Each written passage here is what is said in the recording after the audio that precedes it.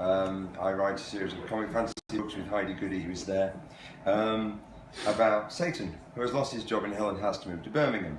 And the story I'm going to read to you today is Clovenhoof and the Funeral, which comes in a collection we've just got out electronically a couple of weeks ago. And we've brought some cut down versions of the book free. So if I don't get to the end of the story by 11 o'clock, you can read the end for yourself. But we'll see how we get on. Right, Clovenhoof and the Funeral. So, Clovenhoof, Satan, lost his job. Jeremy Clovenhoof went through to the reception of Buford's funeral directors to find his neighbour at the counter. Nerys, come for a tour of dead people? We've got a friend of yours out back. Nerys held up a bag. I came because you took the wrong sandwiches. I've no idea how it happened, but I've got you disgusting jam and luncheon meat ones. Cool, said Clovenhoof, reaching for them. Nerys snatched them away. Like I said, I've no idea how it happened unless you've been sneaking into my flat and going through my fridge again. Have you got my cheese and chutney? Clovenhoof shrugged and trotted out, returning with another small bag. Here you go. Nerys peered at the bag, checking for bite marks. What friend? She said. What? Said Clovenhoof. You said you got a friend of mine out back. Old Pete, said Clovenhoof. Came in 2 days ago. Old Stinky Pete? One-armed Stinky Pete. One-armed Stinky Pete with the arthritis. How many old Petes do you know? Said Clovenhoof. Yeah, one-armed Pete. How did he die? Asked Nerys. Was he ill? Well, he doesn't look all that healthy right now. And I wouldn't exactly call him a friend, said Nerys. Bit too touchy-feely when he had a few drinks in the Boldmere. That was just his way of being affectionate. Nerys gave him a hard stare. Really? Did he ever goose you in the corridors by the toilets? I'm not quite sure what goosing is, said Clovenhoof thoughtfully. I've badgered, groused, and done my fair share of ramming, but I've never... Apparently, Nerys interrupted Clovenhoof's waffle, he reckoned it was all right to have a quick fondle if he did it with his false hand. Said it wasn't touching, technically. See, that charming sense of humour he had, said Clovenhoof. A real philosopher. He had an air about him. You mean the stink? An unusual smell. True. Robust. No. He was so insightful. He looked at life and could always pinpoint what was wrong with it. Belgium, said Nerys. And Clovenhoof smiled nostalgically. God, he hated Belgians, didn't he? No one knew why. Every time you talked to him, he'd tell you what he'd do to any Belgian who came round to his house. Always wanted to find a Belgian for him, just to see. Now I never will. I bought him a Tintin book for his birthday, something to fire him up while he was in the loo. Nerys shook her head. You know, you've about summed him up. Smelly, racist, probably homophobic too, just like that horrible dog of his. She pulled her face. On cue, a Jack Russell emerged from the back room and bared its teeth at Nerys. She glared first at it, then at Clovenhoof as she left. Keep out of my fridge, she yelled over her shoulder. Clovenhoof went back to his preparation room with the Jack Russell bitch at his heels. He checked over the paperwork. There were 2 bodies to prepare. As well as old Pete, there was Mrs. Winters, who was having the most lavish of funerals by the look of things. Her coffin was a top-of-the-range mahogany model with genuine silver handles. A horse-drawn hearse was booked as well. None of this fancy stuff for your master, said Clovenhoof to the Jack Russell. An MDF box for him. The dog gazed at him reproachfully. It's not up to me, Clovenhoof explained. You die poor, you go to the creme in the IKEA special. The dog continued to gaze at him before jumping up onto the mahogany coffin and scratching the side meaningfully. What?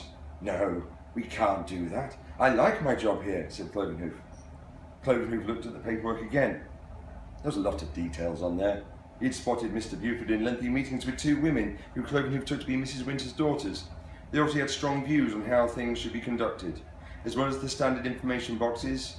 C of E service, tick. Pacemaker, tick. Burial, tick. There were plenty of jottings relating to the finer details.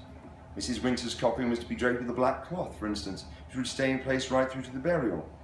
What a waste of a fancy coffin, said Clovenhoof. No one will even see it. It would be like me covering my body in a sack instead of flaunting its physique in a well-cut smoking jacket.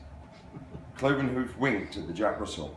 Well, your master can go out in something a bit better after all. Let's face it, Mrs. Winters will never know. He opened up the coffins and swapped the cadavers. He employed an effective fireman's lift with each. He'd had lots of practice on quiet weekends. He'd sneak a body or 2 into an upstairs office and then practice wrestling them in a fire drill. He'd switched the cadavers easily, pausing only to devour his jam and luncheon meat sandwiches. He tried to offer a corner of sarnie to the Jack Russell, but she was nowhere in sight. That's right, he grumbled. Pester me to put him in the posh box, but don't bother thanking me. On his way out, Clovenhoof altered the notes on old Pete's and Mrs. Winter's paperwork. The mahogany and silver jobby to the creme for Pete's bargain basement service, the plastic veneered MDF now artfully hidden beneath the black cloth to Mrs. Winter's cemetery plot. Clovenhoof swelled with pride at his selfless act as he hurried along to Ben's bookshop to share the details. Ben nodded throughout Clovenhoof's story, nibbling thoughtfully on a digestive biscuit. I can honestly say that is one of the nicest things you've ever done, Ben commented once Clovenhoof had finished. It's a beautiful story, especially the part with the dog. That man really loved his dog. Really loved her? As in, actually, physically? Ben stopped Clovenhoof before he could illustrate his question with appropriate mimes. No, I mean, I'm surprised Pete could love a dog after what had happened with him and that Rottweiler. Ah, said Clovenhoof. So Pete and the Jack Russell, that was ordinary love. But Pete and the Rottweiler, that was something special. What? No, Godman, did you know? That was how he lost his hand. Rottweiler jumped on him in Sutton Park, bit it clean off and scarped away with it into the bushes. Never knew that, said Clovenhoof. And so the fact that Pete could care for any dog after that, that's something special. And so's the love he received in return. That just Jack Russell reminded me of Greyfriars Bobby. Is that old Pete's mate down the pub? They've got the same beard and everything, but the tailor's all right. No, Greyfriars Bobby was a famous dog. Hang on, I've got a book somewhere. Ben pulled out a volume of illustrated children's stories, opening at a picture of a small dog curled up on a gravestone. Look at that.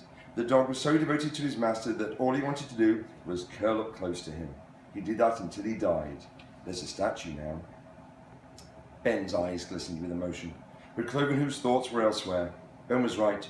The Jack Russell had hung around, desperate to be close to her master, only to mysteriously vanish when he screwed down the coffin lids. She hadn't even appeared for a scrap of lunch from me. A leaded knot formed in his stomach as he realised that the dog must have snuggled down next to the cadaver. How much air was there in a coffin? The dog might suffocate. What's the time, Ben? It's 20 to 2. The cremation is at 2, yelled Clovenhoof. The dog's going to burn. How can I get there in time? I think there's a bus, said Ben, but it only comes on the hour and it goes all round the estates. It takes about 40 minutes. As it turned out, the journey was actually quite a bit shorter. Clovenhoof ran to the traffic lights and the first car in the queue. He pulled the driver's door open. A dog's going to burn! Take me to the crematorium! The lady driver accelerated away in terror. Clovenhoof ignored the squeal of brakes and roaring horns that followed and moved on to the next car. That driver yanked the door from Clovenhoof's hand, slammed it and gave him the finger. Miraculously, the third driver told him to hop in and drove him there directly. Clovenhoof jumped out of the car and ran towards the low brick crematorium. He took it as a good sign that the chimney wasn't smoking. He burst through the door, registering the small crowd of regulars from the Boldmere Oak. But there was no time for hesitation. He charged forward as low, mournful music played and the curtain finished its circuit around the receding coffin. Clovenhoof knew that this was his last chance before the coffin began its journey into the furnace. He dived through the curtain. With a grunt and a twist, he managed to grab a coffin handle and roll it backwards, pulling it through the curtain. Yes! He hissed through his teeth as he righted himself. He clawed at the lid, desperate to rip it open and give the dog some much-needed air. For the first time, he looked properly at the coffin. It was a plain plastic veneered MDF box. He turned towards the mourners, smiling. Yes, well, old Pete meant a lot to me. Had to see him one last time, you know. He patted the lid affectionately. See you later, or not. He dashed to the rear of the chapel and grabbed his funeral parlour colleague Manpreet by the labels. That's the wrong coffin, he hissed. I sent the cheap box to the cemetery and the shiny black deluxe model to the creme. I know, said Manpreet. Mr. Buford realised the two coffins were labelled incorrectly and we switched them round. You switched them round, yelled Clovenhoof, swinging round and elbowing an elderly vicar who was approaching from behind. That means the bitch is about to be buried. We're meant to call them clients, Manpreet called, as Clovenhoof ran out of the crematorium. Clovenhoof looked around the grounds. How could he tell where the burial spot might be happening in such a huge place? He spotted a tall, wreath-laden monument and guessed he might be able to see better from the top of it. He shinned up, instantly spotting the horse-drawn hearse next to a crowd of people over to the far side. He slithered down and ran toward the service, waving and shouting. Drawing near, he saw that Mr. Buford was there, wearing his black top hat and looking pointedly at Clovenhoof's trousers. Clovenhoof glanced down. He was covered in green algae from the monument, and a wreath of poppies had somehow hooked onto his belt. "The coffins are the wrong way round, and you're about to bury a dog," yelled Clovenhoof. The coffin was still on the back of the hearse.